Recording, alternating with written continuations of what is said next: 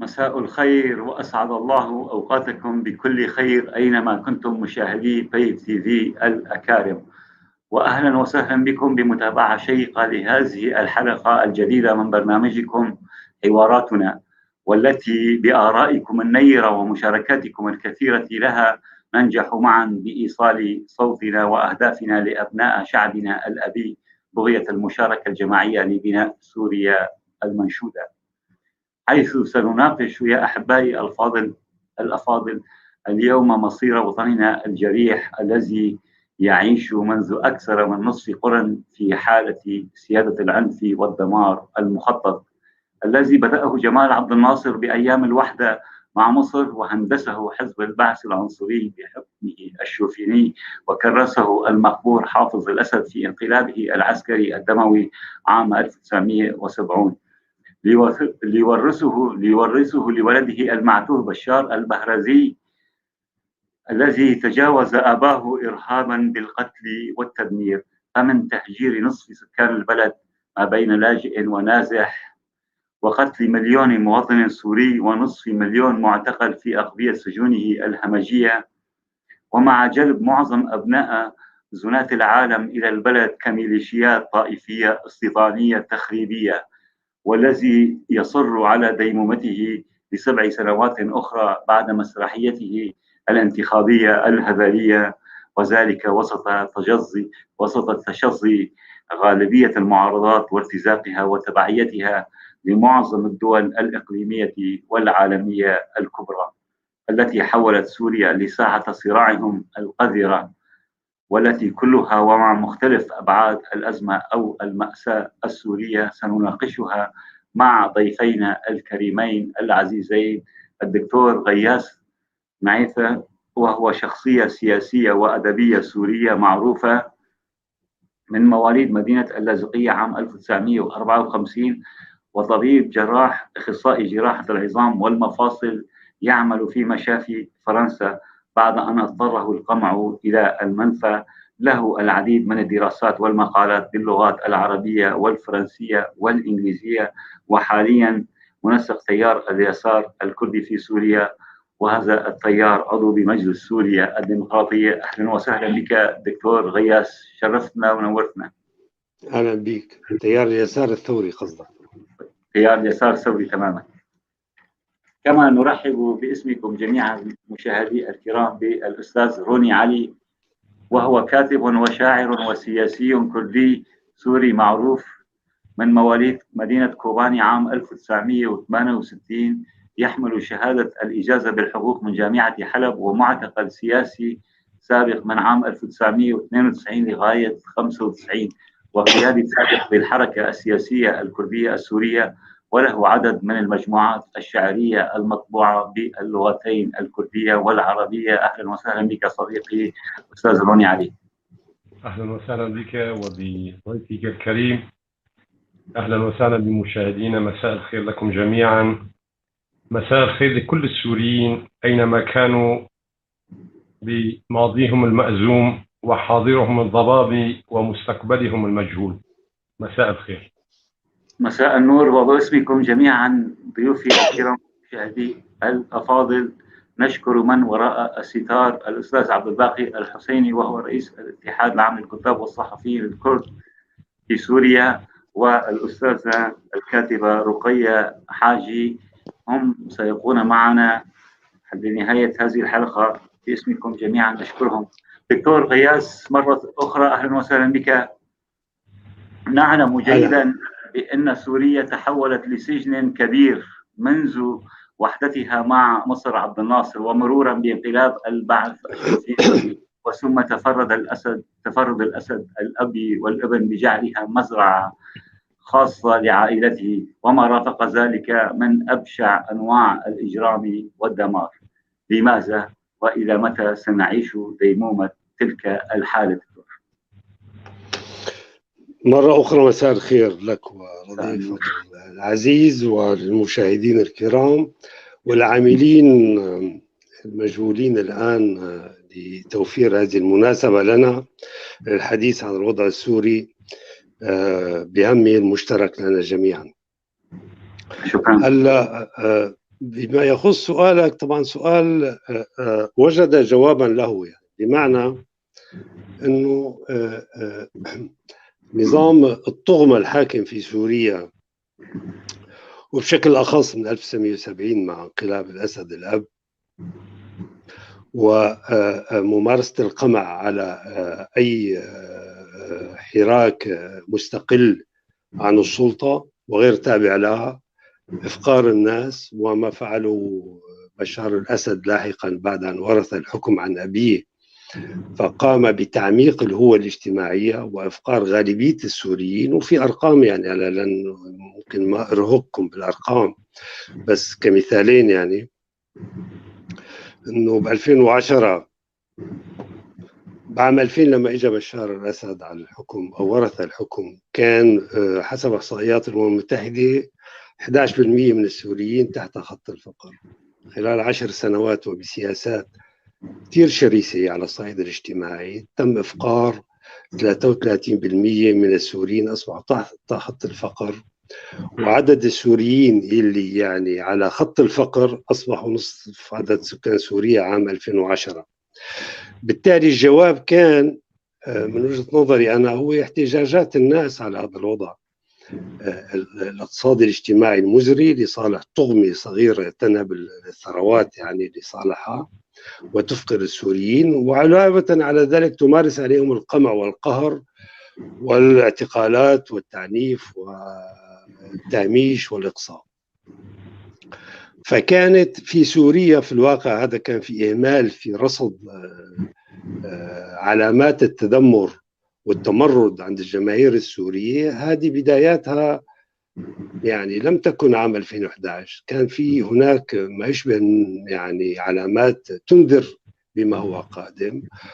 وأنا كنت كاتب يعني 2006 2007 2008 وحتى بعدهم، يعني انه في علامات كثيره لحالات ما كانت مشهوده في سوريا، هي خروج الناس من مظاهرات، تصديها للشرطه بشكل عنيف احيانا الى اخره في عدد من مناطق سوريا، وعدد من الاضرابات والى اخره غير معروفه، يعني خصوصا منذ حكم طغمه آل الاسد. اجت الثوره السوريه عام 2011 وهي التعبير الأكبر، يعني على الأقل الثورة السورية بمعناها الجميل، يعني لما كانت ثورة الجماهير بمطالبها الشعب السوري واحد، الشعب السوري ما بينزل إلى آخره من هذا القضايا، بمعنى شعارات الخبز والحرية والعدالة الاجتماعية. هذه جوهر شعارات كل الثورات أو مطالب الثورات الشعبية تمت في سوريا وفي عموم المنطقة. هلا بعدين شو صار فيها موضوع ثاني، ولكن الثورة الشعبية إذا في سوريا في آذار 2011 كانت هي التعبير الصارم والواضح والصارخ، يعني على أنه يعني فاض بنا يعني نحن السوريين من هذا النظام على شكله السياسي، وأيضا على ممارساته على صعيد السياسات الاقتصادية الاجتماعية اللا اجتماعية بالأحرى يلي أصابت السوريين، وبالتالي لفظ السوريين والشعب السوري أو غالبيته لهذا النظام. فكان الجواب يعني أعطي الجواب. هلا بعدين ممكن أكيد في أسئلة حول ما ترى ذلك، يعني بس أنا بعطيك أنه أكيد يعني بقاء النظام من هذا النوع يلي هو مصر على أنه يبقى على سدة الحكم حتى لو كان على خراب كما هو حال سوريا اليوم. يعني مثلا سوريا اليوم مثل ما أنت حكيت، سوريا اليوم في عنا على الأقل نصف مليون، وأنا من وجهة نظري أكثر من ذلك من القتلى، في عنا يعني ضعفين ربما من الجرحى والمشوهين وكذا إلى آخره. عندنا 90% من الشعب السوري أصبح تحت حافة الفقر في كارثة إنسانية لم يشهدها شعب من قبل. في عندنا نصف الشعب السوري، نصفه مش يعني 12 مليون، إما نازح ولا مهجر في بلاد الله الواسعة إلى آخره. ورغم ذلك يعني بحر من الدماء جرت في بلادنا، ورغم ذلك هذا النظام مصر على الاستمرار بالمكوث على صدور السوريين وكان شيئا لم يكن. وبالتالي واحد الاسباب تفشي حاله الارتزاق بوسط القوى السياسيه المعارضه العامه في سوريا والتبعيه، حاله الارتزاق والتبعيه. لا يعني هذا اللي انت بتحكي عليه له علاقه يعني بالاسباب التي ادت بثوره شعبيه عظيمه الى ما آل عليه الوضع الان. احد الاسباب وفيني اجاوب عليه يعني ليش انا بالنسبه من وجهه نظري انا انه الثوره ظلت شيء يعني بطابع الشعبي الحقيقي هذا العظيم الاجتماعي العظيم، يعني حوالي 2011 ومن ثم منتصف او يعني 2012، ومن ثم يعني بدات علامات ومسار الهزيمه من وجهه نظري انه من 2013 2014 هزمت الثوره، هزم الحراك الشعبي الاصيل يعني. وسبب هزيمته اكيد في البدايه وحشيه النظام وما مارسه من تدمير البنيه الاجتماعيه للجماهير الثائره ومناطق حياتها ووجودها، والعنف الشديد اللي مارسه. ايضا تدخل دول اقليميه اللي بدات يعني تضخ اموالا، ودوليه تضخ اموالا تشتري ولاءات، وتسلح الثوره او بدايه تسلح ظاهره التسلح اللي كانت تتطلب دعما كبيرا، وهون الاسلاميين لعبوا دور يعني وانخرطوا في هذا السياق يعني لانه لقوا دعم من دول اقليميه. وثالثا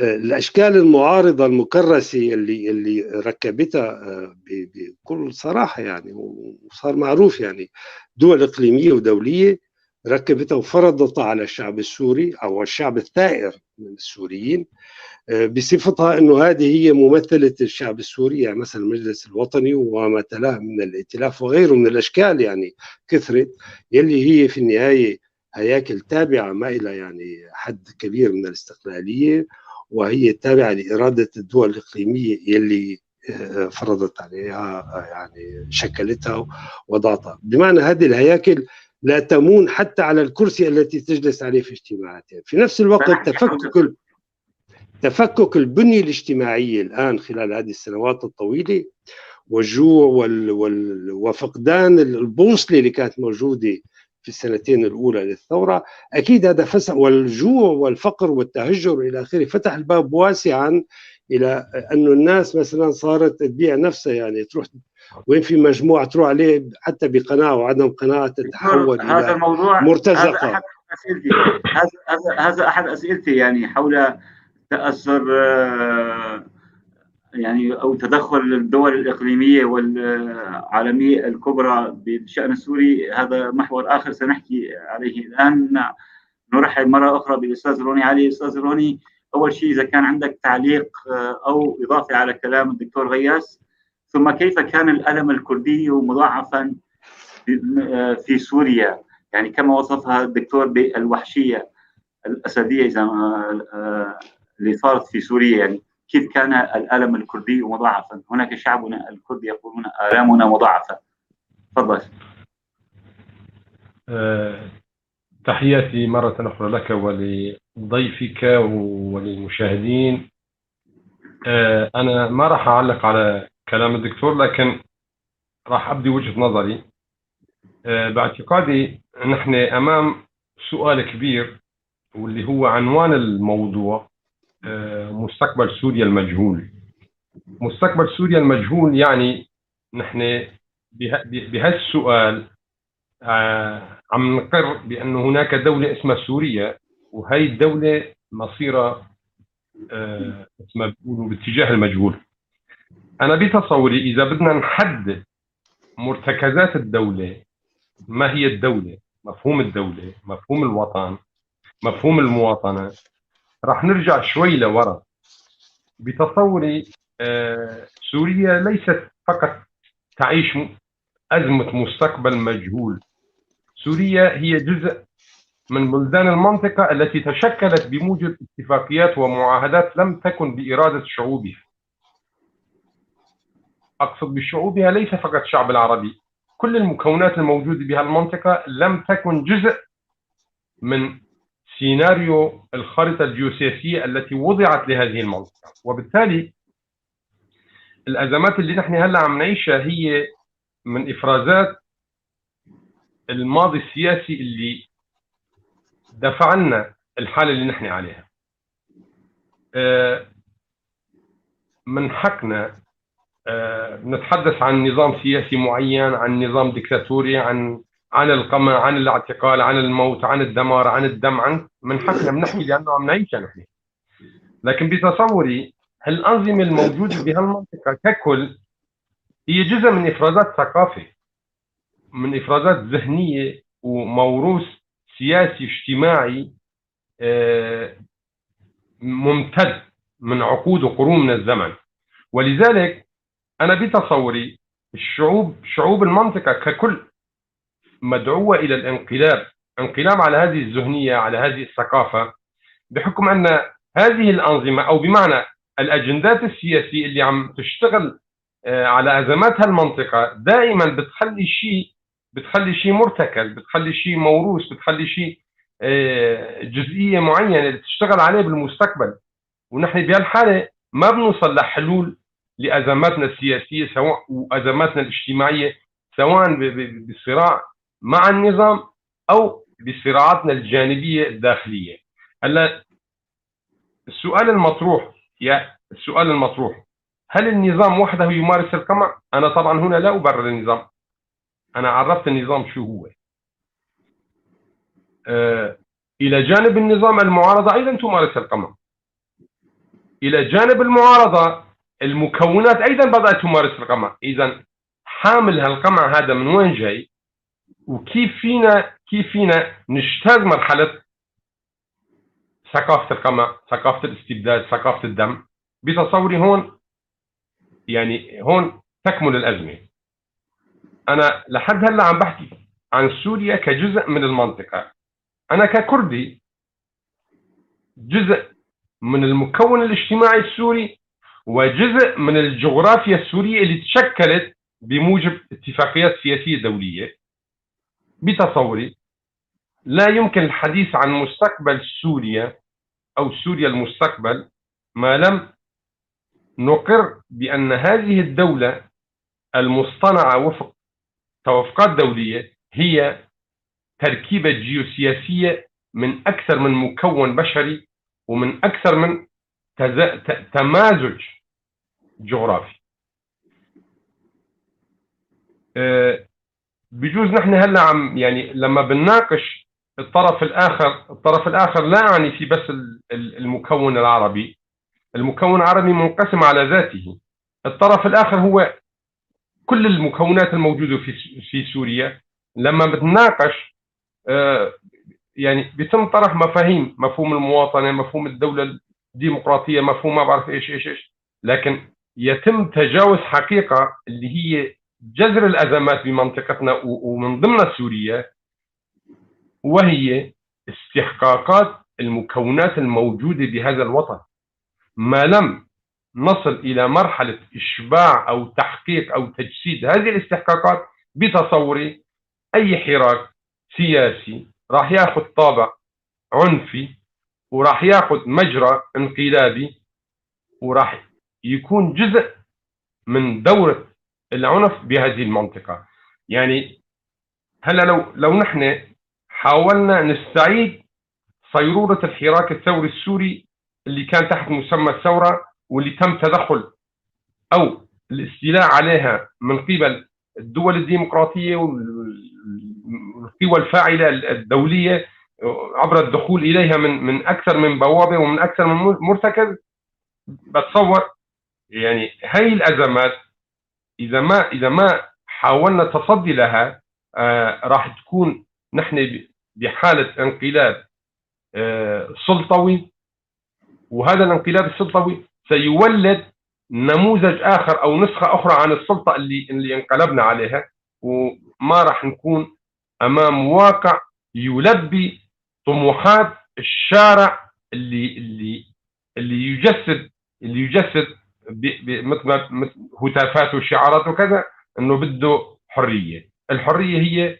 اختيار، والاختيار هو تعبير عن ثقافه. وانا بتصور لحتى الان نحن ما وصلنا لحاله نضوج سياسي ثقافي حتى نختار الحريه وفق مفاهيمها. استاذ روني، بعجاله في سؤال من الاخ عبد الله الهركي بيسالك انه ما الفرق بين النظام والمعارضه بالنسبه للقضيه الكرديه، لو باختصار. بتصوري المعارضة هو مثل ما بيقولوا نسخة أخرى عن النظام، لكن لن تمتلك أدوات النظام. وأنا راح أكون صريح هنا. النظام له مؤسساته بغض النظر عن مدى اتفاقي اختلافي معه. النظام له مؤسساته، النظام له علاقاته الدولية، النظام كذا كذا كذا كذا إلى آخره. أنا طرحت الفكرة بعام 2004 وحكيتها قدام المعارضة السورية بوقتها. أنا قلت لهم المعارضة السورية أسيرة ثقافة عروبية، وهي الثقافة راح تمنع أي حالة انتقال من واقع مأساوي إلى واقع أفضل بحكم هيمنة الثقافة العروبية. أما النظام بحكم توازناته الداخلية ربما يكون أكثر مرونة بالتعامل مع القضايا من المعارضة. وبمرحلة الحراك السوري أو ما سمي بالثورة السورية وإفرازاتها، هلا ما في شيء اسمه معارضة سورية، في شيء اسمه أدوات لأجندات خارجية سواء إقليمية أو دولية. طبعا هذا لا يعمم، أنا ما عم بحكي عن المعارضة الصامتة، أنا أتحدث عن المعارضة اللي صارت لها الأطر الرسمية للمعارضة، الأطر الرسمية للمعارضة قصدك. أنا عم بتحدث عن الواجهات اللي طرحت باسم المعارضة. هذه الواجهات هي جزء من أجندات إقليمية، وهذه الأجندات الإقليمية حتى الآن ليست لديها القدرة على أن تفكر بوجود شعب كردي وليس التفكير بحل القضية الكردية. هذا ما سنسأله الدكتور غياث. دكتور غياث، أهلا بك مرة أخرى. دكتور غياث، في سبيل نبني مستقبل، في سبيل نتخطى المستقبل المجهول للوطن السوري، روني علي وغالبية المثقفين والسياسيين الوطنيين بين قوسين النزهاء يقولون نحن بحاجة إلى فكر ثقافي سياسي جديد، وحتى نطمح أو نسير في دروب البناء الصحيح للإنسان والوطن السوري المنشود. تفضل.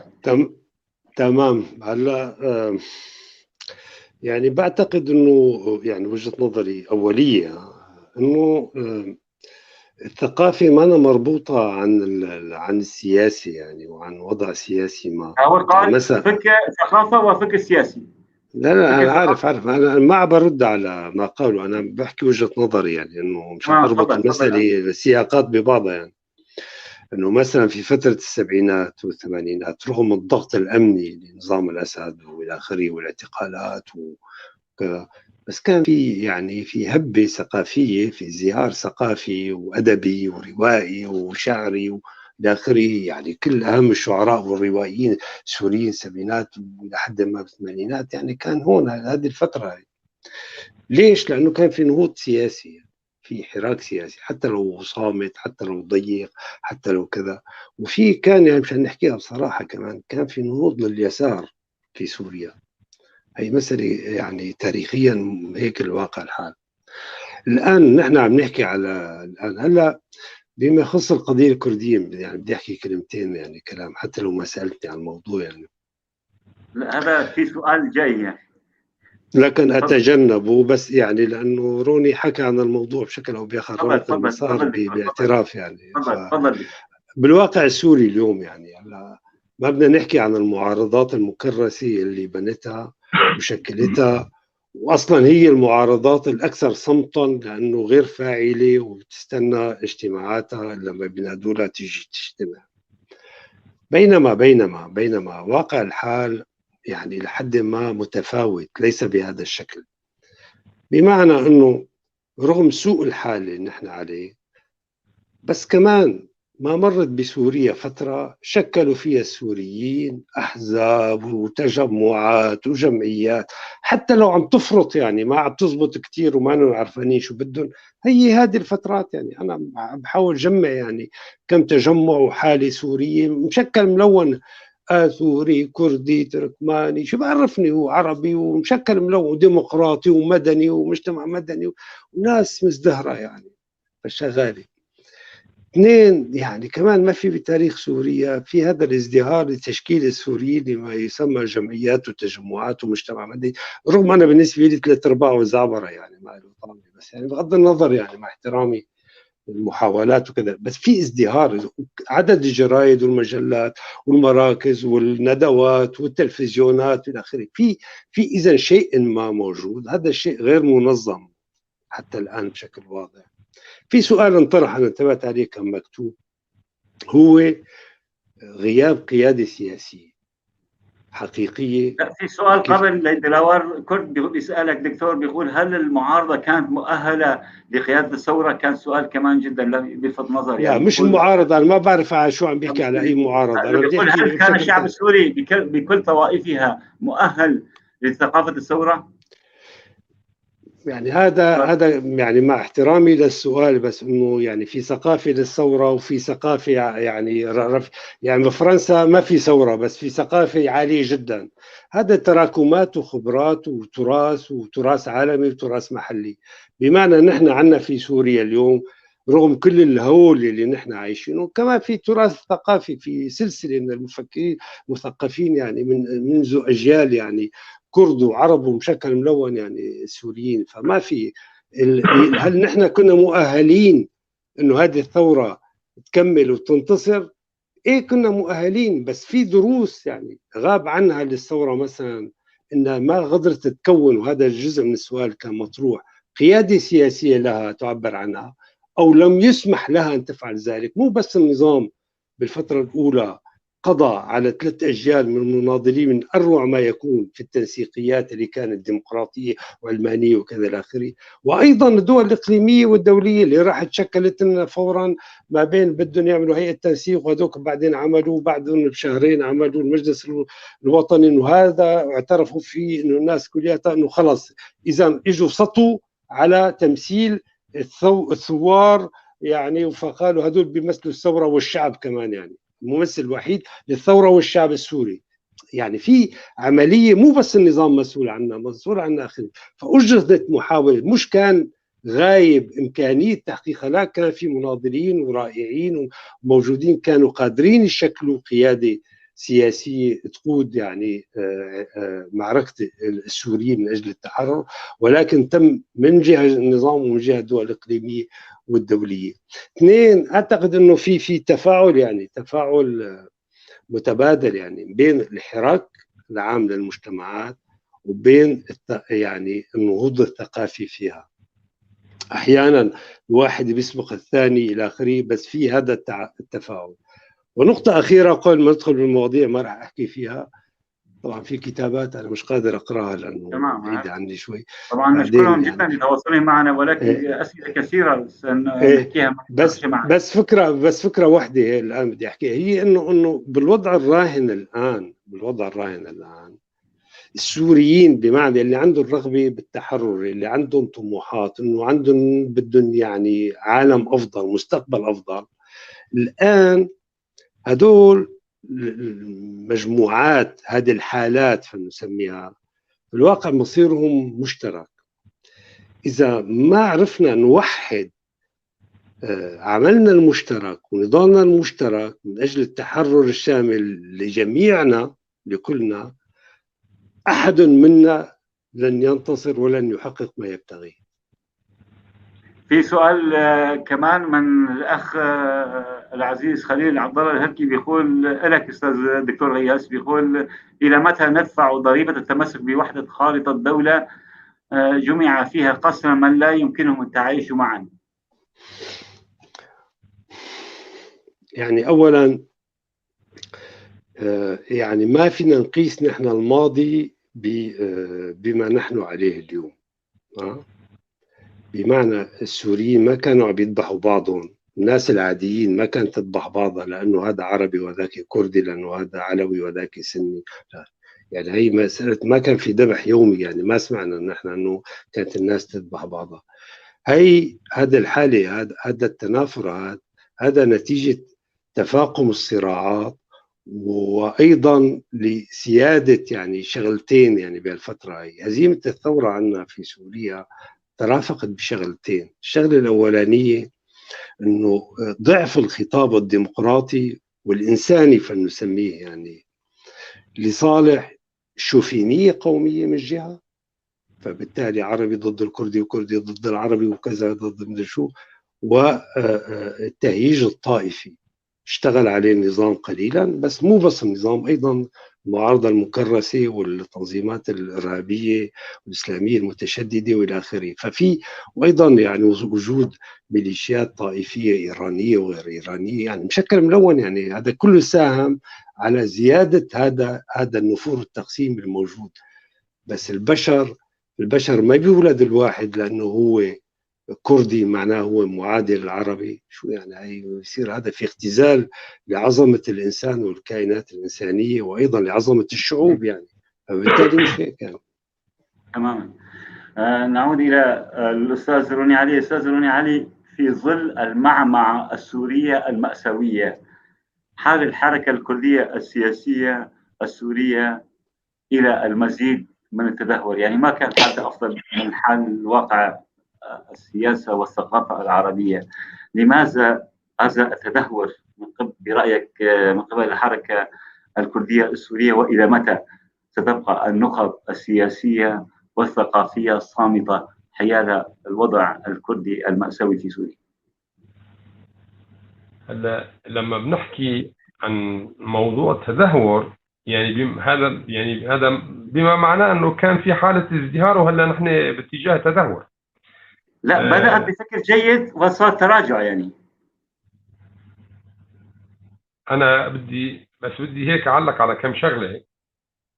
طبعا انا عندي يعني في فرق بين الابداع الثقافي وبين الموروث الثقافي.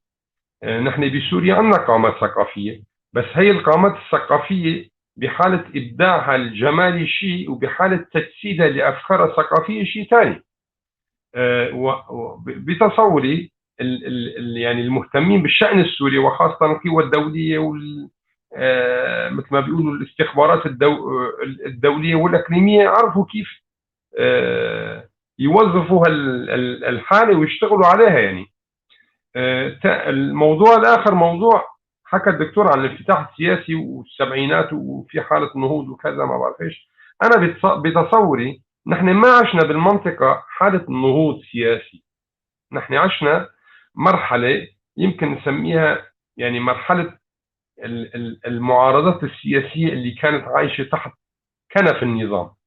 أما المعارضات السياسية اللي كان لها توجه سياسي واضح وهذا التوجه لم يكن يخدم أجندات النظام، بتصور الدكتور كمان عنده أكيد معلومة وخبرة وعاش المرحلة يعني. هذا التوجه كان موجود بسجون تدمر الصيدنايا إلى ما هنالك. هلا يعني خطر شغلة ببالي انه لما عبد الناصر وجه دعوة لجان بول سارتر انه يزور مصر، فهو اشترط هو وزوجته اشترطوا انه ما راح يزوروا مصر الا اذا كان في شيوعي واحد بالسجن. فعبد الناصر قام طلع الشيوعيين من السجن واجوا الجماعة وزاروا مصر. بيقولوا انه لما كانت طائرة بول سارتر عم تقلع من مطار القاهرة، كان الامن المصري سيارات الامن عم بيعيد المعتقلين الشيوعيين للسجن. يعني صارت في حالة بمرحلة العلاقات السورية السوفيتية بهذيك الوقت صار في هيك شوي مو شوي كثير انفتاح على الأحزاب الشيوعية الرسمية. كلنا بنتذكر كل ما كان حافظ الأسد بيروح زيارة على روسيا كان بياخذ معه دانيال نعمة، بهذيك الزيارات كان بلزمه يعني. ما عدا ذلك ما كان في شيء توجه سياسي مثل ما بيقول قائد للشارع السوري بمواجهة النظام. كان في بعض المجموعات اليسارية بعض المجموعات الإسلامية اللي هن دفعوا ضريبة اختلافهم مع النظام. هلا إذا بدنا نحكي عن مقومات الثورة اللي صار في سؤال بهالموضوع، مقاومات الثورة هل كانت موجودة أم لم تكن موجودة؟ أستاذ روني، قبل أن تحكي عن مقاومات الثورة، في يعني كمان هون الأخ أوركيش موزان كمان نفس السؤال اللي سألتك عن الحركة، بيقول تدهور الكردي أمام المعمعة السورية سببه فقدان المناعة القومية لقوتها منذ زمن لأسباب عديدة أهمها الانشقاقات التي استهلت أو استهدفت مقاومة هذه المناعة يعني بهالطريقة. أستاذ سليمان، الحركة السياسية والحركة الحزبية الكردية هي تعبيرات سياسية، وهي لا تمثل القضية الكردية اللي نحن عم نحكي عنها. هي تعبيرات سياسية لواقع معاش، لكنها مع الأسف بحكي يعني، لكنها في الأزمات يعني يتم استدعاء لتمثيل حالة معينة. لكن القضية الكردية هي قضية شعب موجود ومستمر. ربما هي القضية يعني أنت أحد قادة الحركة الكردية، يعني شعبنا يعرفك. أنا ما عم بحكي شيء فيه تناقض يعني. مثلا أنا كنت لا ما عم بحكي عن تناقض، في سبيل التركيز يعني، كونك عم بقول مشان التركيز أكثر، مشان المشاهدين يعرفوا إنه من هو روني علي، إنه أحد قادة هذه الحركة كان. أستاذ سليمان، هلا موضوع القضية الكردية واستحقاقاتها بسوريا شيء، وموضوع الحديث عن الأحزاب الكردية والحركة الحزبية الكردية شيء آخر. الحركة الحزبية الكردية تعرضت لنكسات لكذا. طبعا كانت عايشة يعني تحت سقف الاستبداد، كانت تدفع ضريبة، كانت كذا. لكن بالأزمة السورية الراهنة يعني مثل باقي المكونات الموجودة تحت مظلة المعارضة، هي كمان تعرضت لنكسات. لكن بتصوري المختلف بين القوى السياسية الكردية وباقي المعارضة السورية هي الحاضنة. يعني الحاضنة الكردية اللي احتضنت القوى السياسية الكردية كانت أكثر مناعة، أو بمعنى يعني أكثر حضورا مقارنة مع المعارضة العربية. ولذلك صار هناك نوع من الاختراقات في صفوف المعارضة الشق العربي أكثر من المعارضة الكردية. وطبعا أنا هنا لا أنفي أنه ما صار شيء اختراق بالجسم الكردي، لكن أنا عم بقارن مقارنة نسبية. بالمحصلة الأزمة اللي صارت بسوريا والتدخلات اللي صارت في الموضوع السوري يعني كانت مبرمجة، وهي الأجندات اللي كانت مبرمجة بتصور هي اللي اشتغلت على ألا يكون هناك في سوريا حامل لمشروع ثوروي من شأنه أن يقلب موازين القوى في الخارطة الجيوسياسية للمنطقة. تمام. دكتور تفضل أستاذ روي. أما موضوع التدهور أنا ما بعرف يعني السؤال بالضبط لوين بده يوصل يعني، أو شو المغزى منه. أنا المغزى هل سنبقى أمام هذه الحالة في تجزي بالحركة السياسية الكردية؟ الآن سوريا أمام مستقبل مجهول. سوريا يعني تحولت أنا بتصوري يعني ما دام ما في هناك أفق سياسي واضح أو رؤية سياسية واضحة أو مشروع سياسي دولي إقليمي للأزمة السورية، راح نعيش الحالة إلى أجل ما. بس باعتبارك ذكرت نقطة مهمة، إنه الحركة الكردية عندها حاضنة، ونعرف إنه بشكل عام الكرد كلها الحاضنة، خلينا نكون البرزانية القومية، المدرسة القومية الكردية يعني. فلماذا لم تلتزم بهذه الحاضنة؟ يعني هون في إقليم كردستان أثبتوا وجودهم وحققوا ما يسبون إليه، لماذا لم نعتبر منهم؟ هون توجه الكلام إلى الحركة تحديدا، إلى الحركة السياسية الكردية. نحن هلا هون راح يتغير مجرى الحديث كله، يعني راح يتغير مجرى النقاش والموضوع اللي اجتمعنا مشانه يعني. لا هي جزء، لانه الكرد جزء من سوريا، فبدنا نحكي هيك. انا قصدت بالحاله الحاضنه، يعني مثلا الاكراد او القوى السياسيه الكرديه كانت بمناطق تواجدها يعني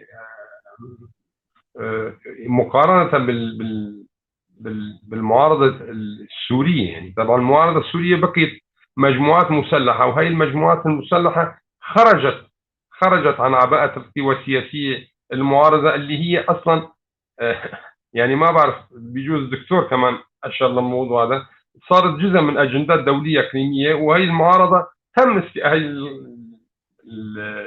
التشكيلات العسكرية تم استثمارها واستخدامها. يعني بجوز نفس التشكيلة كانت بفترة من الفترات تشكيل ثوروي، صار فيه اختراق، تحول جزء منه إلى داعش، تحول جزء منه إلى جبهة نصرة، يعني عملية تغيير اللباس العسكري لهذه التشكيلات. أما الوضع الكردي كان مختلف إلى حد ما، وأنا بتصوري يعني وجود إقليم كردستان شكل إلى حد ما رادع للقوى السياسية الكردية أنه ينزلقوا أكثر نحو بدي أسوي بين قوسين نحو الحضيض. تماما. دكتور غياس، خلينا في نفس السياق. الوضع الكردي، أنت كأحد يساريين ولك مواقف واضحة، ونتشرف بصداقتك بمواقفك للقضية الكردية دكتور، وأنت حاليا ضمن تيار اليساري الثوري اللي هو عضو في مجلس سوريا الديمقراطي.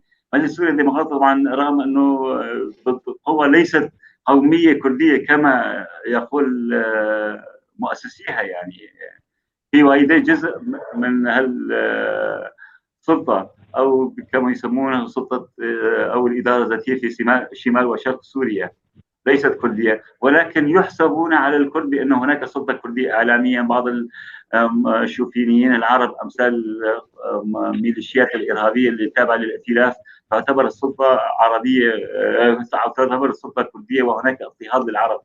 أنت شو رأيتك أول شيء للقضية الكردية بشكل عام والوضع الكرد في سوريا، كيف ترى مستقبلهم؟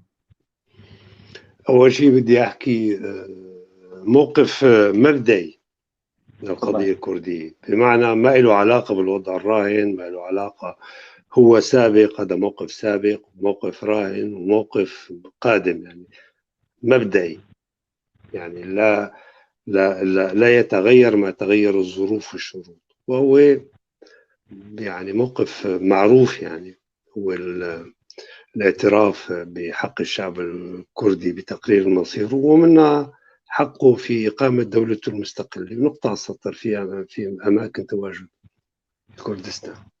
كل كردستان ربع كردستان هي مشكلة أخرى، بس هذا موقف مبدئي. فإذا انتهينا من هذا الموضوع مشان نحكي الآن بالقضايا الصراعية والعملية المباشرة. هلا أنا إلي وجهة نظر، بمعنى أنا كعربي مثلا، لما صارت انتفاضة آذار، يعني لست الوحيد، يعني أكيد في آخرين يعني كثر، يعني لما صارت انتفاضة آذار 2004 كان في موقف يعني واضح وتضامني ومدان وما فيها تردد، يعني وكانت بالنسبة لنا كنا نقول ونرجع من عيدها أنه انتفاضة آذار كانت البروفا العامة للثورة السورية صارت ب 2011. بالتالي هذا على هذا الصعيد. على الصعيد الثاني خلينا نحكي، يعني أنا قلت أنه عندي وجهة نظر بهذا الموضوع تحديدا. الفكرة الأساسية اللي بدي أقول أنه الثورات ما بتقوم على مزاجنا. الثورات الشعبية اللي بيفكر أنه ثورة بتصير بالمسطرة والقلم، أنه أنا قاعد، نحن حزب عبقري يعني كلياتنا عباقرة ومثقفين وبنحطها هيك، ثورة بكرة يا شباب يلا قامت الجماهير، هذا حكي أفلام، هذا حكي انقلابيين نخبويين، يعني ما له علاقة بالثورات.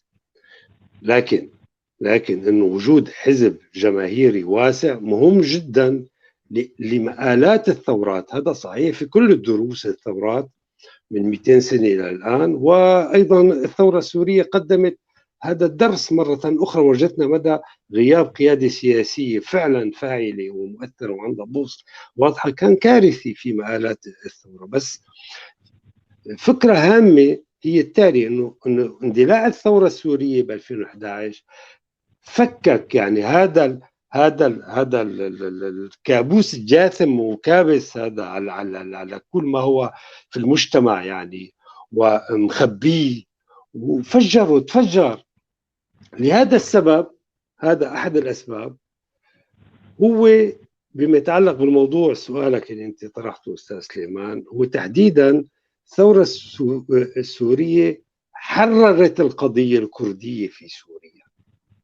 هذا اللي سمح انه يكون في الحركه الكرديه في سوريا واحزابها الصوت والجماهير وكذا والى اخره، مش لانه هي موجوده بحضنتها والعرب مش موجودين في حضنتهم العربيه، لا، انه الثوره السوريه ضعفت الكوابح اللي كانت موجوده على الاقل لإحدى القضايا الهامة في سوريا وجوهرية القضية الكردية. حررت الثورة السورية، حررت القضية على الأقل الحركة الكردية حررتها. اثنين، أنا ما لي علاقة بالصراعات الكردية هي ما بتخصني.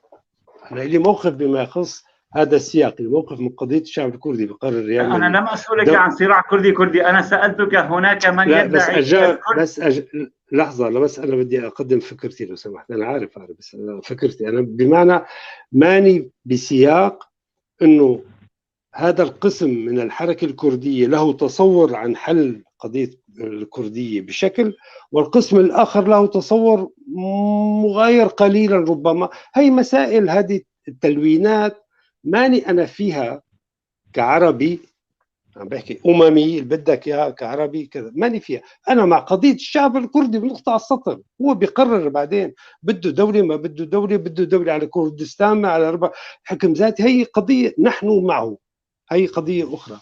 ولكن الفكرة هي الجوهرية، أنه الثورة السورية فعلت ذلك. الثورة السورية حررت هذه القضية اللي كان مكتم عليها. اثنين، شوف انت يعني، شوف نحن كمان في شمال وشرق سوريا، اوكي انه والله هذه المسألة مش كردية، ايه تمام مش كردية، بس في نفس الوقت يعني في ازدهار للحركة الكردية، في ازدهار هناك في تلك المنطقة الحركة هنا الكردية. سؤال دكتور، هنا سؤال، هنا نتهم أو هنا أنتم تتهمون كونك أنت ضمن مجلس سوريا الديمقراطي، قوى الائتلاف بشكل عام يتهمون الإدارة الذاتية في شمال وشرق سوريا بأنها إدارة عنصرية تضطهد العرب، شوف يعني، ويتهمون بالكردية وهي تضطهد العرب. ماشي هذول يعني. هلا مثلا يعني لو اجت مذمتي من حدا تاني ماشي الحال يعني، بس مذمتي من ناقص يعني ما بتزبط، لانه ما لهم صدقيه. بس بكل الاحوال معنا عربي، انا موجود في التجربه وبدافع عن حق الشعب الكردي سابقا قبل الثوره وقبل المسد وقبل كل ربما كثير من الاحزاب الموجوده يعني الكرديه وغير الكرديه والعربيه وغير امثال يعني كان في الحركه السياسيه السوريه. بس الآن ونحن نفتخر بأمثالك يا دكتور، نفتخر بأمثالك. المشكلة اليوم الآن هي كيف نحن في هذه الرقعة من الجغرافيا كائنا ما كان تاريخها.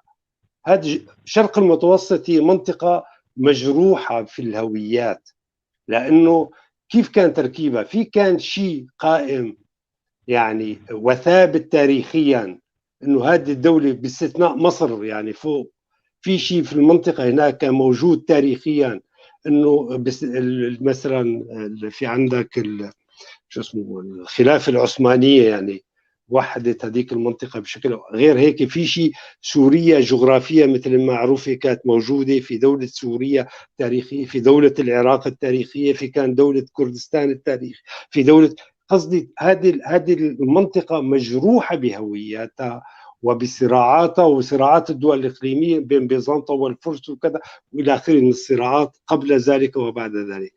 المهم نحن بنصنع تاريخنا، علينا نحن أن نصنع، نحن بمعنى شعوب المنطقة، شعوب هذيك المنطقة، نصنع تاريخنا، نصنع مستقبلنا. حين كيف بعدين أنه أوكي بدنا نحل مشاكل، هذه المشاكل على الصعيد الشكل السياسي اللي بنرغب يكون عليه، بدكن في مجموعة سكانية بدها دولة لحالها فلتكن، هذا حق، ليش ما تكون يعني إذا كان هذا هو الخيار. بس إذا ما كان هذا هو الخيار بمعنى العيش المشترك في هذه المنطقة اللي ما بتتحمل بالأساس يعني إنه تكون في رقعة، يعني أنتم شوفوا تجربة الاستفتاء في العراق منذ 2 أو 3. أنت قريت مقالي، أنا كنت مع الاستفتاء بغض النظر عن الاعتبارات السياسية وليش ما أدعو له وظروفه وسياقه إلى آخره، هذا حق معه، ليش ما كان مين وقف ضده؟ كل الدول الإقليمية والدولية اللي بترعى الإقليم وغير الإقليم والعراق، الولايات المتحدة على رأسها مهما، فما بالك بتركيا وغير ذلك ولا إيران. بالتالي في مصلحة الآن حتى نرسم مستقبلنا المشترك، هي فعلا أنه القوى على الأقل الديمقراطية، القوى اللي إلى طابع اجتماعي أو أوسع من ذلك يعني في المنطقة، توحد جهودها وترسم، هي تحاول سوية ترسم مستقبل لهذه المنطقة أفضل من هاي. وكل المكونات، مثل ما بتحبوا هذا المصطلح، المكونات أو أنا بسميها الشعوب الموجودة اللي بتتكون والرائعة، وهذا التنوع والتعددية قادرة تعبر عن نفسها بكل حرية في هذه الرقعة الضيقة والمحملة يعني تراث طويل من الألم والوجع والعنف والدم يعني في نفس الوقت. هذا ما سنسأله للأستاذ روني علي. أستاذ روني علي، المكونات أو كما يحب الدكتور غياس، شعوب المنطقة في ظل هذا الفلتان وهذا الانحدار الفكري الثقافي السياسي، هل هي قادرة على رسم مستقبلها؟ هل نحن فعلا قادرون أن نرسم على رسم مستقبل الذي ننشده؟ أنا باعتقادي يعني إمتى فينا نرسم مستقبلنا السياسي؟ لما نمتلك إرادتنا. السؤال الأهم، هل شعوب المنطقة تمتلك إرادتها؟ أنا بتصور النقطة الأساسية هون، نحن كشعوب حتى الآن لا نمتلك إرادتنا حتى نقرر. يعني هلا نحن صار في حديث بمداخلة الدكتور. الحقيقة أنا كنت شاهد عيان على بعض المواضيع اللي الدكتور طرحها. واحدة منه الموضوع الحراك الكردي اللي صار ب 2004، الانتفاضة الكردية. ايه، الانتفاضة الكردية. للأسف أنا كنت عايش هذيك المرحلة وكنت جزء منها. يعني للأسف أنا ما شفت موقف سياسي. أنا هنا لا أحترم، يعني أنا بحترم رأي الأشخاص ومواقف الأشخاص وتوجه الأشخاص، لكن أنا بحكي عن قوى سياسية. أنا ما شفت موقف سياسي معارض سوري وقف بجانب الحراك الكردي هذيك الوقت، يعني الانتفاضة الكردية. أنا شفت العكس، وفيني أجيب أكثر من مثال ودليل. يعني هلا بجوز في عندنا نحن عم نتداول مفهوم القوى الديمقراطية، بس بتصوري أنا ما عندنا قوى ديمقراطية. عندنا مثل ما فينا نسمي أشخاص ذو نفس ديمقراطي، أما قوى ديمقراطية وعندها حوامل الديمقراطية لهلا بتصور نحن نفتقد لها الشيء بالواقع السوري، بحكم عقود من الاستبداد لا يمكن أن تنتج قوى ديمقراطية في البلد. أنا هذا تصوري. القضية الكردية، يعني الثورة، يعني موضوع أنه الثورة السورية هي اللي حررت القضية الكردية، أنا يعني الدكتور يعني دخل ببعض المفاتيح أنا مضطر أني أحكي فيها. أنا بتصور الثورة السورية لما كانت تحاول مثل ما بيقولوا تحويل الشرارة أو الحراك الثوري إلى سوريا ككل، كانت هناك شعارات تدعو إلى الانفتاح على القضية الكردية، أو بمعنى واحد شعب السوري واحد وما في فرق بين كردي وعربي. لكن لما صارت الموضوع السوري ككل ضمن كماشة المعادلات والأجندات الدولية، بتصور المعارضة السورية كانت الأكثر مثل ما بيقولوا يعني رفضا لإدراج القضية الكردية كقضية شعب ومكون تاريخي على أرضه في سوريا. والدليل على ذلك حتى الآن ما في أي وثيقة سياسية معتبرة ومتبنية من قبل المعارضة السورية بتفسيراتها الواضحة. أنا ما بحكي عن الخطاب الضبابي. يعني كمان بعيد بقول، يعني أنا بحترم آراء الأشخاص المثقفين واللي هن قليلة جدا، وأنا ما بلومهم، وهن لأن هن مضطهدين من قبل الحالة العامة اللي هن جزء منها. يعني المثقف السوري اللي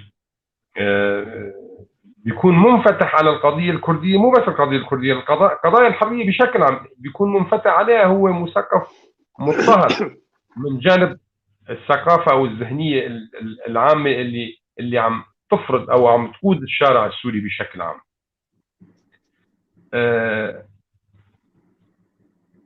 ما بعرف، أنا هيك يعني بتصور نحن بحاجة إلى إعادة نظر في كثير من المفاهيم. الدكتور مشكور طبعا حكى عن موضوع موقفه من القضية الكردية، واللي هو يعني هذا الموقف يعتبر جزء من مواقف إنسانية تجاه القضايا العامة، منها القضية الكردية، قضية الحريات، قضية الديمقراطية إلى آخره. لكن نحن بحاجة إلى إعادة نظر بجملة من المفاهيم، بجملة من الحقائق، بجملة من الوقائع، وبجملة من المرتكزات، أو بمعنى الكماشات اللي عم تخنقنا يعني كشعوب هالمنطقة ومن بين السوريين. ما لم نتحرر من هذه الكماشات على الأقل فكريا وذهنيا وسياسيا، بتصور ما فينا نتحدث عن أنه نحن فينا نبني مستقبلنا بأنفسنا، أو فينا نقرر مصيرنا بإرادتنا الحرة. أنا هيك رأيي. طبعا أنا بعتذر عن لغتي العربية الضعيفة شوي، يعني ما فيني استجمع كل المفردات، بس عم بحاول. تمام. ايه تفضل. هلا سنعود الى الدكتور. سؤالي ما قبل الاخير. طبعا. نحن الثوره السوريه افرزت فكرا وثقافه جديده، الا وهو اعاده التعريف لمفهوم الدوله، لمفهوم الديمقراطيه، لمفهوم الحريه، الشعب، لمفهوم يعني اثبتت انه نحن بحاجه لفكر وثقافه جديده تعرف كل هذه المفاهيم، وايضا تعري كل الواقع الذي نعيشه. هناك من يقول ان المجرم خلف ارهابيا، يعني بشار مجرم والمعارضات ارهابيه، وخاصه التركيز على الائتلاف وهيئه التنسيق. يعني فما تعقيبك؟ يعني تعقيبي، يعني أول شيء هيك بدي أرجع شوي بس للصديق والأستاذ روني. يعني في بلحظات هيك بتاريخ الأمم والشعوب في دور، مسألة مش مقياس إنه مثلا إنه موقف القوى السياسية العربية كذا، يعني أو موقف القوى الكردية كذا، يعني مش دقيق بيصير هيك. كيف بيصير في تعميم ربما بيأذي وبيخلق، بيقطع جسور موجودة، وبيغيب أحيانا بشكل يعني غير مقصود طبعا، بيغيب يعني وقائع موجودة. تيجي لحظات بتاريخ الشعوب تطلع أصوات، هذه الأصوات ربما هي غير يعني لا تحظى بالأغلبية، ولكن إلى مغزى عميق بتراث المنطقة، بتراث الشعب المعني، بتراث كفاحه التحرري، وأيضا بمسار أنه يسعى إلى مستقبل أفضل. بدي أحكي بس شغلتين. يعني نحن مشكلتنا أحيانا، أنا بدي أجيب تقويم. أنا بعرف المعارضات المعروفة 2004 كان موقف بائس وتعيس إلى حد كبير من انتفاضة 2004 الكردية. نعم هذا صحيح، أنا شفت البيانات وبعرف، كنت متابع بدقة، ولكن في نفس الوقت مو بس الأشخاص، مش بس غياس وأكسم وفلان وفلان كان لهم موقف حازم في تضامنه مع هذه الانتفاضة الكردية. لا، كان في مجموعات لها وزن. لجان الدفاع عن الحريات الديمقراطية وحقوق الإنسان اللي كنا فيها بهذاك الوقت، لا يمكن يعني إنه الواحد إلا يتذكر إنه كان لها موقف واضح. الأمارجي حاليا هي اللي هي أمارجي يعني تحمل بعض آثارها. أنا بحكي بذلك الوقت 2004، أنا برجع ل 2004. في شغله ثانيه، في مجموعه الدراسات الاشتراكيه كانت موجوده عدد من اليساريين وعملوا داخل سوريا، ما بحكي خارج سوريا، اصدروا على الاقل 11 مجلد من شو كتاب داخل سوريا، ايضا كان موقف واضح من الانتفاضه الكرديه 2004. المنظمة اللي كان اسمها، والمنظمة الشابة اللي كان اسمها ناشطو مناهضة العولمة، يلي عديد من كوادر الشباب لعبوا دور فاعل في الحراك الثوري، بعدين كانوا من لجان الدفاع أو من ناشطو مناهضة العولمة، كانوا من الجيل الثوري الحقيقي اللي كان ممكن واحد يعول عليهم في مسار تغيير حقيقي وديمقراطي عميق في سوريا وإنساني في سوريا، وتم يعني يا اما تهجيرهم يا اما قتلهم داخل. انا بدي اقول انه في شيء، هذا الشيء لازم نشوفه، مثل ما انه ايضا بالحركه الكرديه يعني كمان في شوفينيين وفي حكي احيانا طالع نازل. بس انا لما بشوف انه واحد عربي مثلا بياخذ هذا الموقف او كذا الى اخره وبيبني عليه الانفصاليين والحكي الفاضي، وهذا في شوفينيه يجي مواجهته. لكوني انا عربي، لكوني انا غياث، هيك ما بعرف اذا كنت عربي يعني اصلا يعني وكذا الى اخره، بغض النظر يعني ثقافه عربيه، مش هون المشكله، مش قابض الموضوع. في هناك دم نقي دكتور. ايه يعني مش قابض الموضوع اصلا، بس يعني بغض النظر يعني ثقافتي هيك يعني بكل الاحوال. طيب تحديدا لانه انه محسوب لاني عربي، انا بركز على النقطه الاساسيه، انه بركز على ضد الشوفينيه العربيه تجاه الشعب الكردي. هذا واجبي، لازم اعلنه.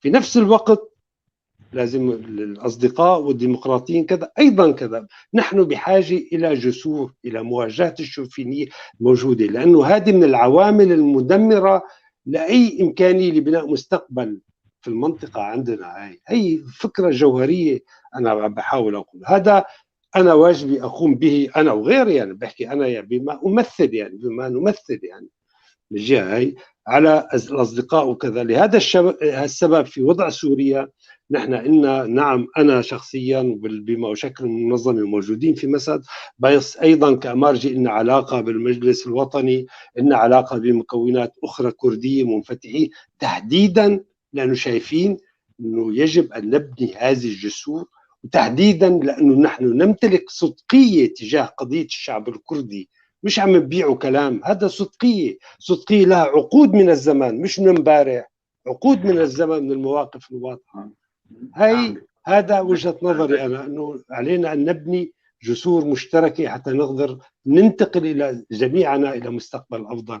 شو شكل هذا المستقبل السياسي؟ علينا سوية أن نبنيه سوية. كيف؟ هون السؤال دكتور، هون السؤال كيف بدنا نبنيه في ظل هذا يعني الانحدار الكامل نحو المزيد من الدمار والتخريب والإرهاب، إن كان من قبل النظام وإن كان من قبل المعارضة، وخاصة الائتلاف الذي يقولون أنه تمثل الاعتراف الدولي أو تمثل كون أكبر قوة معترفة من قبل دوليا. يعني تفضل. يعني هلا يمكن حكى روني شغله في البدايه انه قديش الموضوع صعب انه ممكن يدوم. يعني الموضوع هو فعلا يعني قاتم، الوضع السوري قاتم جدا يعني اولا لانه بشكل واضح الدول الإقليمية، عدد من الدول الإقليمية والدولية ممسكة يعني بالوضع السوري، يعني وإلى تدخل مباشر على الأرض السورية، مو إنه هي فقط عن طريق مجلس الأمن، هي عندها عسكر وجيوش وكذا.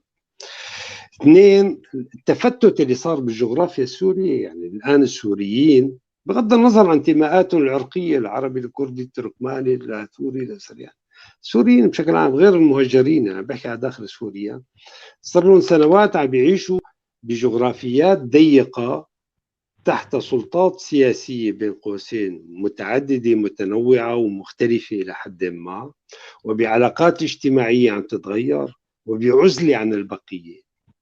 بالتالي هون النظام وهناك تركيا، الجيش التركي، وهون جبهة النصرة والإرهابيين مشكل ملوى، هناك ما يسمى بالجيش الوطني التابع لتركيا، واخذين يعني في احتلالات وأشكال.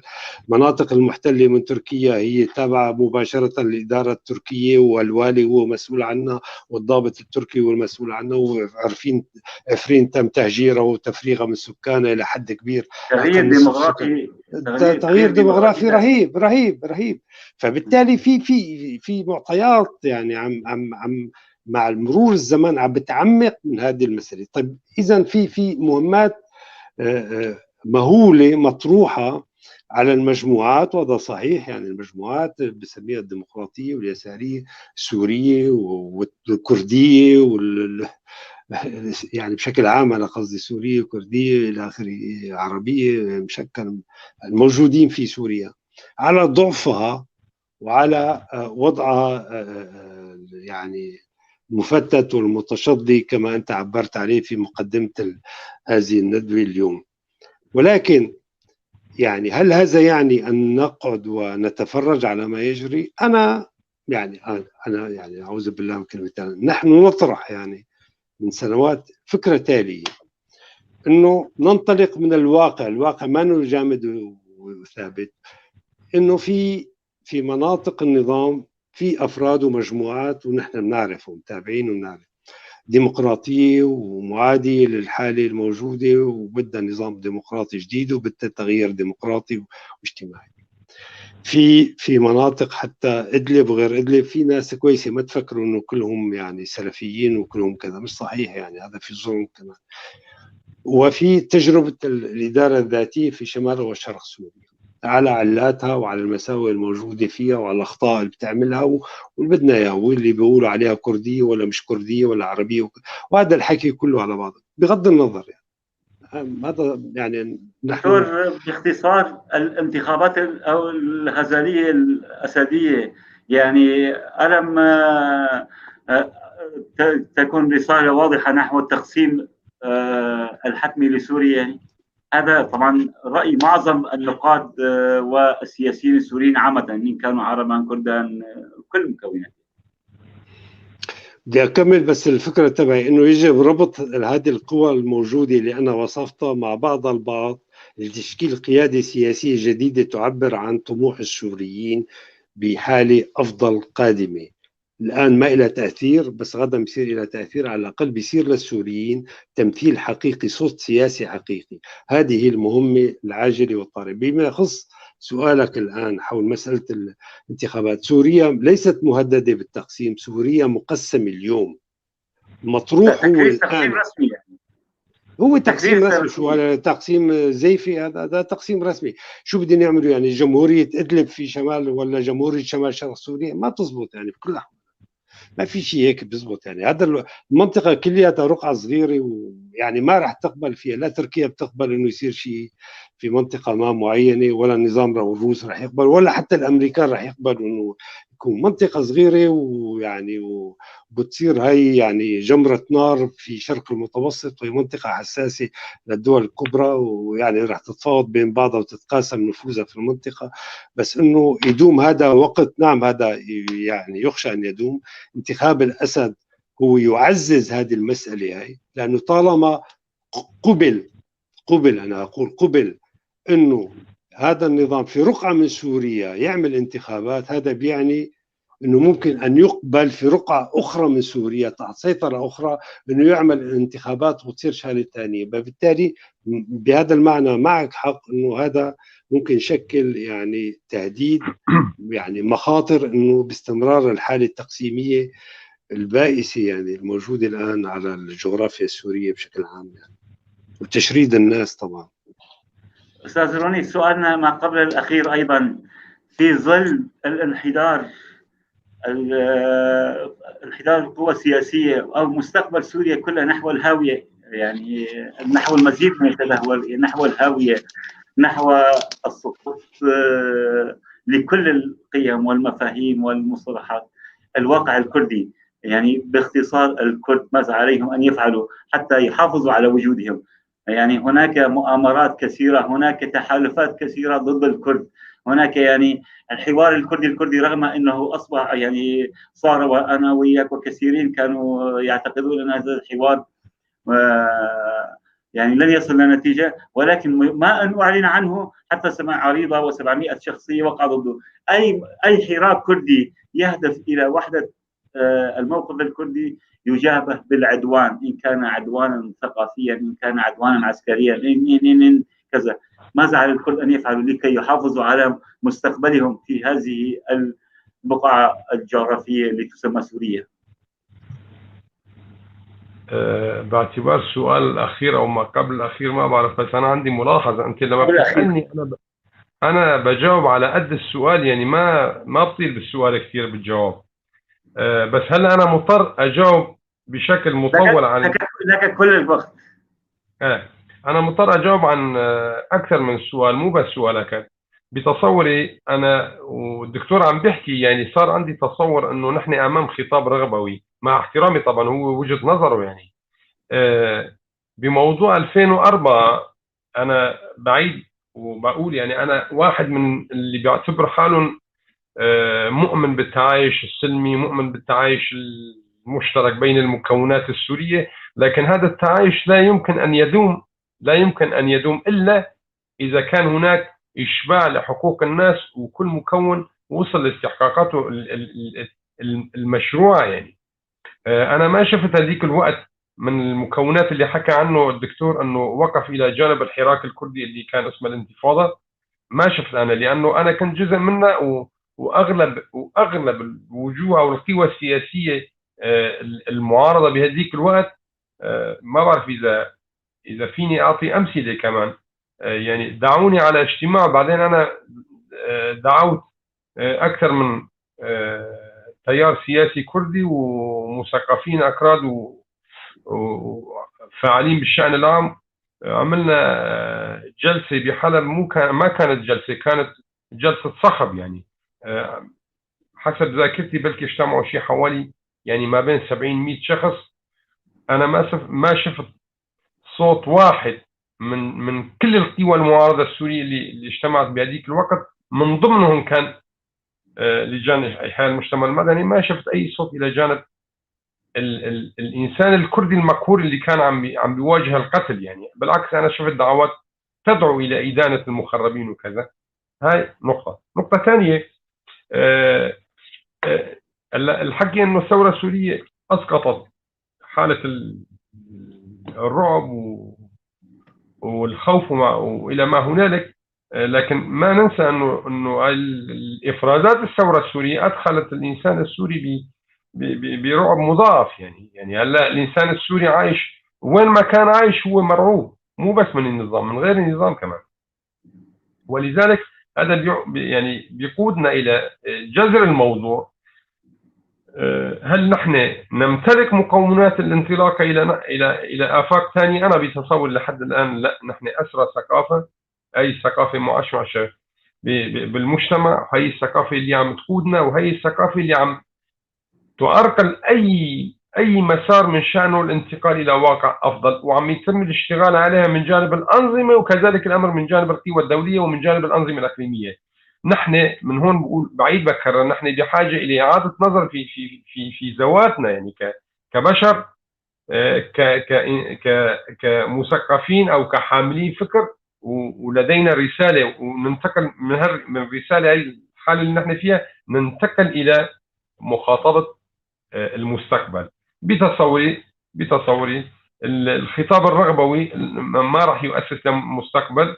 الخطاب الرغبوي بيضخ بالأمنيات وبالأحلام، مثل ما صار ببداية الحراك السوري، وكان نتائجها كارثية. ما يهمنا هو بالحالة السياسية، ليست الحالة الفكرية لوحدها، بالحالة السياسية قراءة الواقع والوقائع السياسية الموجودة في المنطقة، وإفرازات المعادلة السياسية الموجودة في المنطقة. أنا بتصوري هاي الإفرازات الموجودة وهي الضوابط الموجودة بالمعادلة السياسية المستحكمة في المنطقة هي اللي عم تكوننا، وهي اللي ما راح تخلينا نجتاز السقف المرسوم لنا. برأي روني علي، برأيك كروني علي، إلى أين تقودنا هذا؟ إلى مستقبل مظلوم، إلى مجهول، إلى مستقبل مظلم أكثر؟ نحن ضمن دائرة إدارة الأزمة الموجودة في المنطقة، يعني نحن بنعتبر جرعة من جرعات إدارة هذه الأزمة. هلا شوف، أنا بس بدي أجيب كمثال الانتخابات اللي صارت بسوريا، مو انتخابات الدورة الأولى بمرحلة الثورة السورية بين قوسين، هي الثانية انتخابات اللي عم بتصير ضمن الأزمة السورية، مو أول انتخاب. يعني بمعنى صار الحراك السوري، بعد منه ب 2014 صار انتخاب، وهلا ب 2021 صار انتخاب ثاني. من 2014 والتحليلات السياسية اللي كانت عم بتصير انه راح يكون مستقبلها كذا، انعكاساتها كذا كذا كذا كذا، والنتائج اللي نحن وصلنا الى الانتخابات 21، انا بتصور الانتخابات اللي صارت ب 2014 كان اسوأ، كان في مرحله اسوأ من الانتخابات اللي صارت ب 2021. والسبب انه بهذيك الوقت على الاقل كان ما يسمى الدول اللي المسانده او المتعاطفه او الصديقه للشعب السوري، واللي كان عددها كذا كذا كذا. نحن هلا بمرحله ما في ولا دوله صديقه للشعب السوري وعم توقف مع معاناه الشعب السوري، بالعكس كل الدول، والنظام عم يقرأ المعادله الموجوده على الواقع. كل الدول هلا صارت على تماس مع النظام، وبعد منها عم تحبك خطوط الانفتاح على النظام. يعني انا عم بحكي مو من واقع الرغبه، عم بحكي من واقع الحاله المعاشه. الحاله المعاشه عم تقول انه النظام هلا بمرحله افضل مما كان عليه ب 2000 باختصار لوين نحن رايحين؟ انا حسب قناعتي، نحن بنعرف نحن لوين رايحين، ولا فينا نقرر نحن لوين رايحين. وهون تكمن المشكله. يعني عندنا دعوات، عندنا رغبات، عندنا قراءات، عندنا تنظيرات، بس ما عندنا القدرة أو إرادة تجسيد هذه الرغبات والقراءات والتنظيرات. نحن محكومون مع الأسف، محكومون بالفشل. والسبب لأنه المعادلة اللي عم تقودنا هي معادلة قائمة على أساس فشلنا وإفشالنا. نجيب التجربة العراقية، نجيب التجربة الليبية، نجيب التجربة، يعني أكثر من تجربة. المنطقة عايشة على معادلة إدارة الأزمة من قبل القوى الدولية. ولذلك أنا بتصوري، هذا لا يعني أنه نحن لازم نوقف ما نعمل شيء أو ما بنفكر لا، بس المطلوب منا نقرأ. يعني بنشوف المعادلة السياسية والحقائق والواقع مثل ما هي، حتى ما نوهم الناس وما ندفعهم للمزيد من الموت. اللي صار بسوريا ما قليل، اللي صار بسوريا كلياتنا نتحمل مسؤوليته. يعني هلا صار انه بمعنى انه الثوره السوريه كان فيها مناضلين. نعم، الثوره السوريه كانت فيها مناضلين، بس الثوره ليست متوقفه على وجود المناضلين فقط. يعني الثوره بدنا مقاوماتها. كان في مناضلين بس ما كانت في مقاومات. ولذلك هي الثوره مو بس قضت على المناضلين، قضت على الشعب، قضت على الشارع، قضت على الاحلام، قضت على الامال، قضت على المستقبل، وتحولت الى، مع الاسف بقول، وتحولت الى حاله من الارتزاق على حساب دم السوري. يعني كليا كليا نحن ماذا على الكرد؟ ماذا تنصح القوى السياسيه؟ انا بعطي تصوري حتى ما نعيش باوهام خارج الواقع. الكرد جزء من الحاله السوريه ضمن المعادله السوريه، الكرد جزء من هاي الحاله. انا ماذا تنصح حركة سياسية المجلس ماذا تنصح؟ لماذا تنصح الحركة السياسية الكردية؟ أنا ماني بدور الناسخ، أنا بس اللي بشوفه إنه الحالة الكردية ضمن مثل ما بيقولوا الحالة العامة الموجودة، المحافظة على وجودهم، كيفية المحافظة على مناطقهم. ما عم تخليني أكمل. يعني موضوع المحافظة على الوجود، ما عندنا قوة حتى نخلينا نحافظ على وجودنا. ما في حدا عنده قدرة على المحافظة على الوجود. الشعب السوري وسوريا وبكل قواها والشارع، بتتذكر أزمة كوباني، بتتذكر موضوع عفرين، بتتذكر موضوع بابا عمر، بتتذكر موضوع كذا كذا. يعني في أمثلة كثيرة من الموضوع. نحن ما عندنا قدرة المحافظة على ذواتنا، لكن عندنا القدرة إنه نقرأ كيفية يعني على الأقل الحفاظ على ما هو متبقي. يعني انا بدي انصح المجلس الوطني السوري. انا ماني بدور الناصح، لكن انا اللي بدي اقوله المجلس الكردي اللي بدي اقوله، نحن كل توافقاتنا وكل يعني اتفاقياتنا السياسيه مع اي مكون، سواء طبعا الكرد لا يعني مانون مثل ما بيقولوا منزلين او مانون جزء من هذه الازمات الموجوده، لكن انا حكيت قبل شوي عن موضوع الحاضنه وكذا كذا، يعني نسبيا في فروقات. اللي بدي اقوله الحركه السياسيه الكرديه مدعوه الى اعاده نظر في برامجها السياسيه، مدعوه الى قراءه الواقع السوري وفق الوقائع مثل ما بيقولوا المفرزات اللي صارت، مدعوه الى عدم السقوط في احلام المعارضه السوريه. ومن هون كمان فينا نعرج على موضوع الحوار الكردي اللي هو كمان جزء من إدارة أزمة الموضوع السياسي في المنطقة، واللي كان سوريا ككل بعدين جيروها المنطقة الكردية. وأنا بتصور الإنجاز الوحيد اللي أنجزه الحوار الكردي هو القفز على موضوع غرب كردستان وتحييد عفرين عن برامج أو طاولة الحوارات، واللي صارت على أساس هو الوصول إلى توافقات سياسية بهدف توزيع الحصص والمكاسب تحت مسميات كبيرة هي في حقيقة الأمر ليست موجودة بين الطرفين. نأمل خيرا. دكتور، السؤال الأخير وهو ليس بسؤال، يعني لك 3 دقائق، وكذلك نفس السؤال ونفس الوقت للأستاذ روني ب3 دقائق. ماذا تقول للشعب السوري؟ شو كنت أتمنى أن أسألك ما سألتك؟ يعني الواقع السوري نحكي ليالي برامج ما بيخلص، إن كان من تعداد المآسي والكوارث التي نعانيها، وإن كان بأزمات المعارضة وتبعيتها وخذلانها لآمال الشعب السوري. يعني آخر كلمة، مستقبل سوريا إلينا. يعني أنا بتفق مع روني بشغلة واحدة، ما بتفق مع تشاؤم. يعني التحليل العقلاني للواقع يعني هو مظلم وصعب، يعني هذا ضروري، ولكن يعني يلي بيشتغل بالشأن العام، مش عم نكبر كلام، بالشأن العام، فبالشأن العام بده شيء من العمل والإرادة، يعني مش الرغبوية فقط، الإرادة يعني بالعمل، و يعني قراءة الواقع بدينامياته الممكنة. يعني هلا بالنسبة للشعب السوري إنه ما فيني أنا أتوجه، يعني هي بدها ناس يعني قادة سياسيين كبار في لحظات تاريخية. فيني أقول شعوري أنا يعني، والتالي هو إنه صحيح الظرف صعب جدا، صحيح إنه أنت أحد القادة الكبار بأخلاقك ومبادئك الإنسانية دكتورنا. تسلم.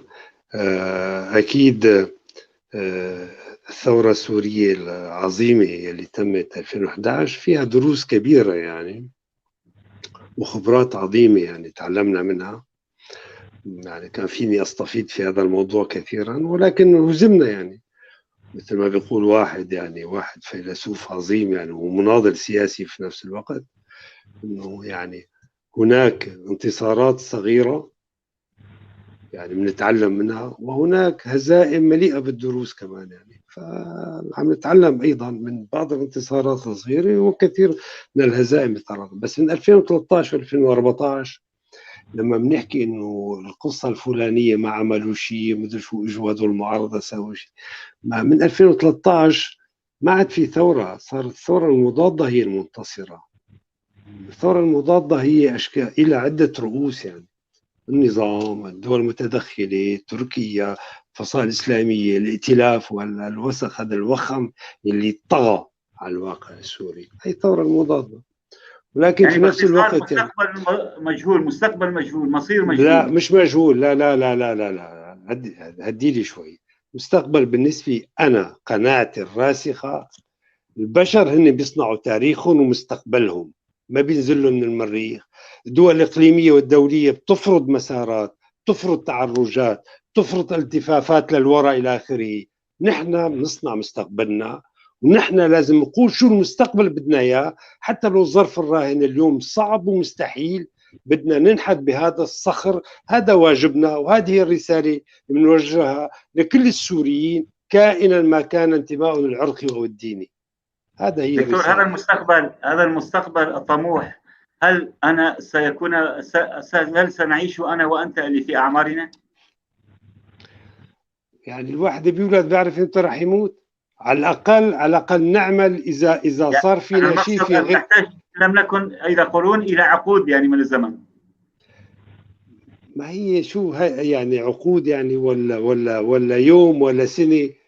ما هو الوضع يعني وصل إلى درجة من التعفن، أعتقد صار يعني من الصعب جدا أنه ينزل أكثر تعفنا يعني بالمناسبة يعني، إلا ما تحصل إجراءات. المهم نحن الآن حتى لو كان وضعنا متواضع عموما نبني شيء، نزن شيء. وحتى إذا نحن ما كنا موجودين، ونتمنى أن نكون في هذا اليوم العظيم، غيرنا يكمل المسار. يعني سوريا محتاجة، سوريا بكردها وعربها وإلى آخره، محتاجة لهذه الأجيال الحاملة هذا الطموح والأمل، وتضل حاملته حتى لو إجا شكل سياسي جديد. يعني هلا بدي بس هيك كلمة صغيرة يعني بالنسبة للعراق. العراق لو كان في قوة سياسية رغم الاحتلال الأنجلو أمريكي اللي كان موجود، في قوة سياسية كانت تعبر فعلا عن مصالح العراقيين، عن مستقبل أفضل للعراقيين، كان الأمريكان فرضوا على العراقيين تماما النظام الفاسد الموجود، الطائفي المحاصص الموجود اليوم في العراق. ما كان بالضرورة فرضوا، كانوا يعني إلا ما يضطر يعني هذه الدول الإقليمية على أنه السوريين لهم صوت قوي، ما بدهم هيك، بدهم هيك، ما بدنا هيك، ما بدنا محاصصة طائفية، بدنا شيء آخر، ما بدنا شيء يعترف بكل السوريين، بدنا يعني إلى آخره، يكون لنا صوت حتى لو كان ضعيف. الآن المشكلة هي مثل ما صار في العراق، كانوا تابعين هذه الأشكال المعارضة اللي شكلوها مشان يكونوا تابعين ويوقعوا على ما تريد هذه القوى. نحن نقول لا، نحن بدنا نرسم مستقبل آخر لبلدنا، حتى لو كنا اليوم صوتنا ما نو الأقوى، راح يكون نعمل كل شيء حتى يكون الأقوى غدا. هذه هي الفكرة. نعمل ذلك دكتورنا. ما أنا رغبوية، هي إرادة سياسية، وهذا عمل سياسي. تماما، قد نعمل ذلك. أستاذ روني علي، آخر 3 دقائق لك، آخر كلمة، ماذا توجه للسوريين؟ تقول للسوريين هل نحن أمام مستقبل مجهول مظلم أم مفعم بالأمل؟ أنا ماني بالموقع اللي أتوجه للسوريين، بس أنا فيني أقول شغلة واحدة يعني. أنا فيني أقول السوري هو ضحية خياراتي اللي ما بيمتلك مقوماته يعني، وهذا شيء مؤلم. بجوز أنا هلا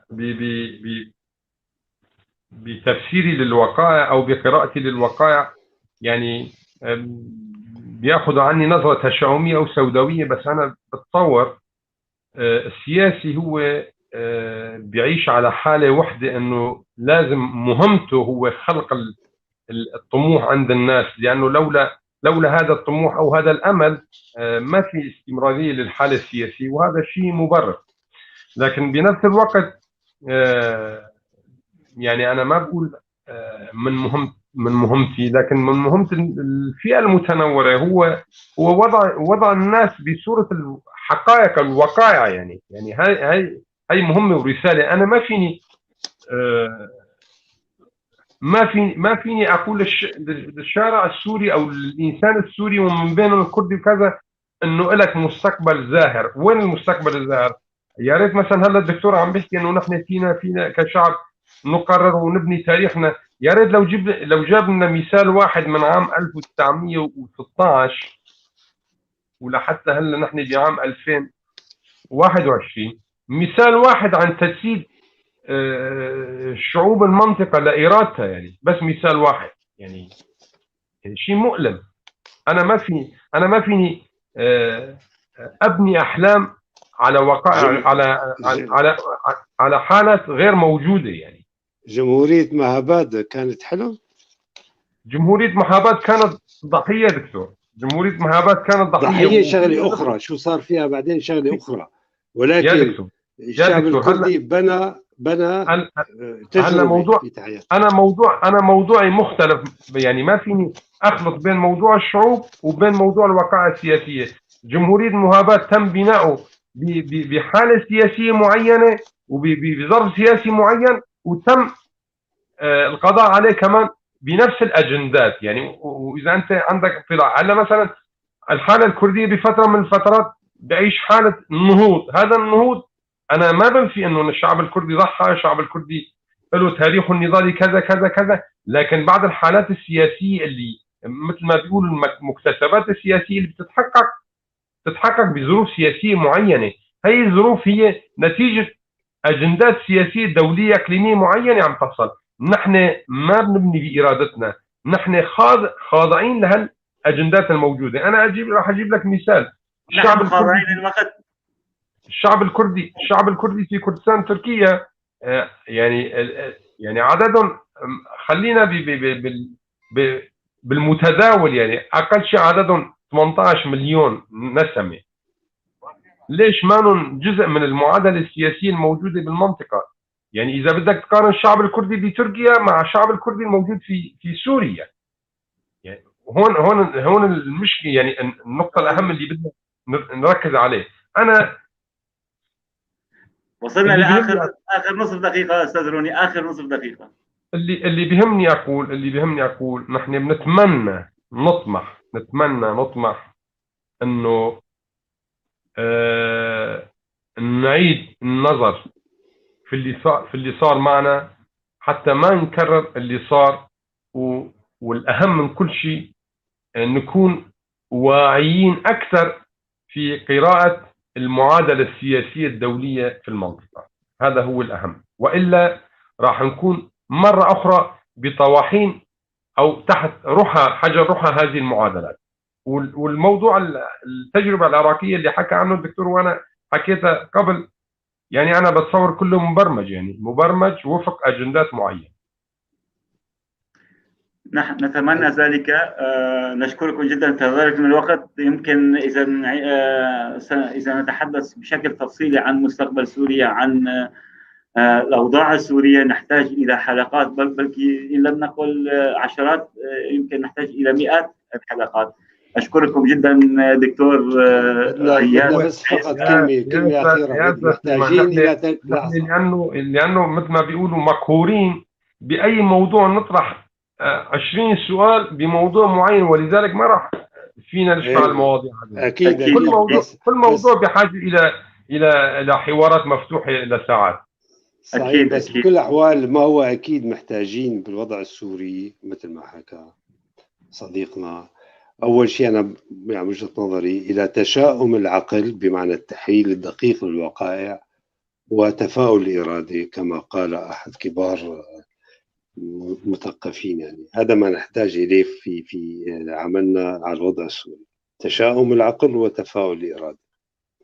صح. وشكرا على إعطائنا هذه المناسبة للنقاش الجميل حول مواضيع هامة ومصيرية، والتوفيق. جزيل الشكر لكم دكتور غياث العيسى، الأستاذ روني علي. كل الشكر باسمكم مرة أخرى لمن هم وراء الستار بالكنترول، الأستاذ عبد الباقي حسيني، الزميلة الكاتبة العزيزة رقية حاجي. وكل الشكر لكم مشاهدي فيف تي في الأكارم. ودائما أنا على أمل بأن لا نفقد الأمل بالغد الأفضل. كل الشكر لكم مشاهدي الكرام، كل الشكر لكم ضيوفنا الأعزاء، وانتظرونا في الخميس القادم وحلقة جديدة. ابقوا معنا ضيوف الكرام، وبعد ما نودع المشاهدين في حديث 5 دقائق جانبي لنحكي. كل الشكر لكم مشاهدي الكرام، وإلى اللقاء.